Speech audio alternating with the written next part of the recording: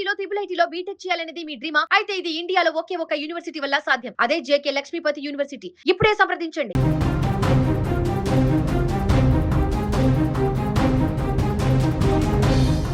ఒకవైపు మోడలింగ్ రంగంలో తనకంటూ ఓ ప్రత్యేక గుర్తింపు తెచ్చుకోవాలన్న కల, మరోవైపు బయటకు చెప్పుకోలేని ఏదో మానసిక వేదన. ఈ రెండిటి మధ్య ఓ యువ జీవితం అర్ధాంతరంగా ముగిసింది. కేవలం 27 ఏళ్ల వయసు, ఎన్నో ఆశలు, మరెన్నో కలలు. కానీ ఊహించని విషాదం ఆ జీవితాన్ని కుటుంబ సభ్యులకు తీరని దుఃఖంగా మిగిల్చింది. కర్ణాటకలోని ఉడిపి జిల్లాలో చోటు చేసుకున్న ఈ ఘటన ఇప్పుడు తీవ్ర విషాదాన్ని నింపింది. మోడల్ శృతి బంగేరా మృతి కుటుంబ సభ్యులను కన్నీటి సంద్రంలో ముంచింది. అసలు శృతి జీవితంలో ఏం జరిగింది? గత కొంతకాలంగా ఆమెను వేధించిన మానసిక ఒత్తిడేంటి? ఆమె ఎదుర్కొన్న పరిస్థితులేంటి? కర్ణాటకలోని ఉడిపి జిల్లాలో విషాద ఘటన చోటు చేసుకుంది. మల్పే పోలీస్ స్టేషన్ పరిధిలో కల్మడి ప్రాంతానికి చెందిన 27 ఏళ్ల మోడల్ శృతి బంగేరా తాజాగా తన ఇంట్లో ఉరివేసుకుని బలవన్ మరణానికి పాల్పడింది. శృతి కొంతకాలంగా మోడలింగ్ రంగంలో కొనసాగుతున్నారు. తనకు నచ్చిన రంగంలో కెరీర్ను నిర్మించుకోవాలనే ప్రయత్నం చేస్తూనే కడియాళలోని ఓ హోటల్లో ఉద్యోగం చేస్తూ జీవితాన్ని ముందుకు తీసుకెళ్తున్నారు. అయితే గత 5 నెలలుగా ఆమె ఉద్యోగానికి వెళ్లకుండా తల్లి రత్న సోదరితో కలిసి ఇంట్లోనే ఉంటున్నట్టు కుటుంబ సభ్యులు తెలిపారు. ఈ సమయంలో శృతి మానసికంగా తీవ్ర ఒత్తిడికి గురైనట్లు కుటుంబ సభ్యులు పోలీసులకు వివరించినట్లు తెలుస్తోంది. కానీ ఆ ఒత్తిడికి అసలు కారణం ఏంటి? ఆమె మనసులో ఎలాంటి బాధ పేరుకుపోయింది? ఆమె ఎదుర్కొన్న సమస్యలేంటి అన్నది ప్రస్తుతం స్పష్టంగా తెలియాల్సి ఉంది. ఇటీవల ఇంట్లో ఉన్న శృతి తన తల్లిని కొంతసేపు బయటకు పంపించింది. ఆ తర్వాత కొద్దిసేపటికే జరిగిన పరిణామాలు కుటుంబ సభ్యులను తీవ్ర దిగ్భ్రాంతికి గురిచేశాయి. శృతి పరిస్థితిని గుర్తించిన కుటుంబ సభ్యులు వెంటనే పోలీసులకు సమాచారం అందించారు. సమాచారం అందుకున్న పోలీసులు అక్కడికి చేరుకుని ఘటనకు సంబంధించిన వివరాలను సేకరించారు.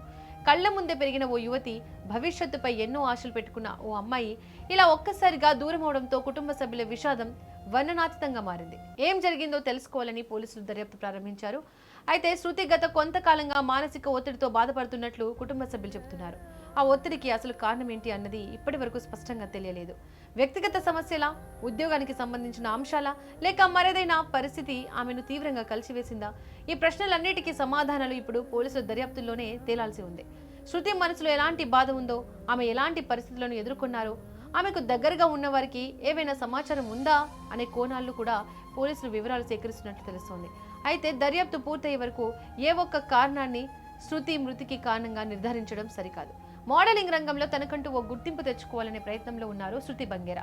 తనకు నచ్చిన రంగంలో ముందుకు వెళ్లాలని కలలు కంటూనే మరోవైపు హోటల్లో ఉద్యోగం చేస్తూ తన జీవితాన్ని కొనసాగిస్తున్నారు. కానీ గత 5 నెలలుగా ఆమె ఉద్యోగానికి దూరంగా ఉండడం, ఇంట్లోనే ఉండడం, మానసిక ఒత్తిడికి గురైనట్లు కుటుంబ సభ్యులు చెప్పడం ఇప్పుడు పలు ప్రశ్నలకు తావిస్తోంది. ఒక యువతి జీవితంలో ఇంతటి మార్పు ఎందుకు వచ్చింది? ఉద్యోగానికి వెళ్లడం ఎందుకు ఆపేశారు? ఆమెను వేధించిన సమస్య ఏంటి? ఆమె మనసులో ఏం జరుగుతోంది అన్న విషయాన్ని కుటుంబ సభ్యులు ఎంతవరకు తెలుసుకున్నారు? ఈ ప్రశ్నలకు సమాధానాలు దర్యాప్తు పూర్తయ్యే వరకు తేలాల్సి ఉంది. శృతి బంగేరా మృతి ఘటనపై పోలీసులు కేసు నమోదు చేసి దర్యాప్తు కొనసాగిస్తున్నారు. కుటుంబ సభ్యుల నుంచి పూర్తి వివరాలు సేకరిస్తూ శృతి గత కొంతకాలంగా ఎదుర్కొన్న పరిస్థితులపై ఆరా తీస్తున్నారు. ఆమె వ్యక్తిగత జీవితం, ఉద్యోగ పరిస్థితులు, ఇటీవల జరిగిన పరిణామాలు, ఇలా అందుబాటులో ఉన్న ప్రతి అంశాన్ని పరిశీలిస్తున్నట్లు తెలుస్తోంది. అయితే ప్రస్తుతం వెలుగులోకి వచ్చిన సమాచారంతోనే ఓ నిర్ధారణకు రావడం సరికాదు. దర్యాప్తు పూర్తయి అధికారికంగా పోలీసులు వెల్లడించే వివరాల ఆధారంగానే ఈ విషాద ఘటనకు సంబంధించిన పూర్తి వాస్తవాలు బయటకు వచ్చే అవకాశం ఉంది. మొత్తంగా చూస్తే కేవలం 27 ఏళ్ల వయసులోనే శృతి బంగేరా జీవితం విషాదాంతంగా ముగిసింది. మోడలింగ్ రంగంలో తనకంటూ ఓ గుర్తింపు తెచ్చుకోవాలని కలలు కన్న ఓ యువతి గత కొంతకాలంగా ఉద్యోగానికి దూరంగా ఉంటూ కుటుంబ సభ్యులతో కలిసి ఉంటున్నారు. ఈ సమయంలో ఆమె మానసిక ఒత్తిడికి గురైనట్లు కుటుంబ సభ్యులు చెబుతున్నారు. కానీ ఆ ఒత్తిడికి అసలు కారణం ఏంటి? ఆమెను ఇంతటి విషాద పరిస్థితుల వరకు తీసుకెళ్లిన అంశాలేంటి? ఈ ప్రశ్నలకు ఇంకా సమాధానాలు తెలియాల్సి ఉంది. ఓ కుటుంబానికి తన కూతురిని కోల్పోవడం ఎంతటి తీరాని లోటో ఆ బాధను మాటల్లో చెప్పడం కష్టం.